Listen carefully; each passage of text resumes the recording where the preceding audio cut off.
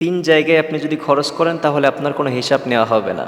এই তিন জায়গায় খরচ করলে আল্লাহ তাআলা আপনার কাছে হিসাব চাইবে না। এই তিন জায়গায় আপনি যা ইচ্ছা খরচ করতে পারেন, যত ইচ্ছা খরচ করতে পারেন, কোনো সমস্যা নাই। এর মধ্যে এক নাম্বার হলো পিতামাতার জন্য খরচ করবেন। আপনি যদি আপনার পিতামাতার জন্য খরচ করেন, রাব্বুল আলামিন আপনার পিতামাতার খরচের হিসাব চাইবে।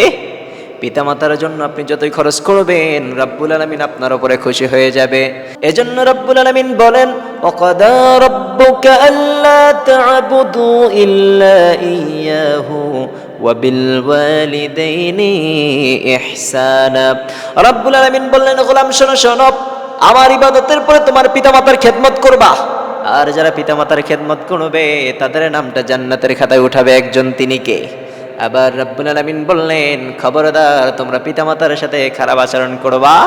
এজন্য করে বিশ্বনবী বললেন, তিন জায়গায় তোমরা খরচ করবা। এর মধ্যে এক নম্বরে হলো পিতামাতার সামনে তোমরা খরচ করবা। পিতামাতার জন্য যত খরচ করবা তোমাদের কোনো হিসাব দেওয়া লাগবে।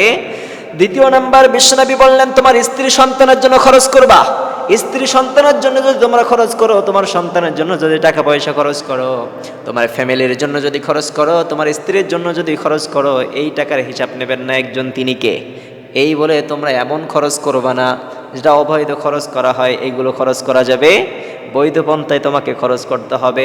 তৃতীয় নম্বরে বিশ্বনবী বললেন, ইফতারের সময় যে ফল ফ্রুটের আয়োজন করা হয়, যেই সমস্ত খাবারের আয়োজন করা হয়, ইফতারের সময় আপনি যতগুলো খাবার খাবেন, এই খাবারের হিসাব নেবেন না একজন, তিনি কে? এজন্য করে তিনটা জায়গায় আপনি খরচ করবেন কোনো হিসাব ছাড়া, হিসাব নেওয়া হবে না। এর মধ্যে এক নম্বর হলো পিতামাতার জন্য, দ্বিতীয় নম্বরে হলো স্ত্রী সন্তানের জন্য, পরিবারের জন্য, তৃতীয় নম্বরে হলো ইফতারের জন্য।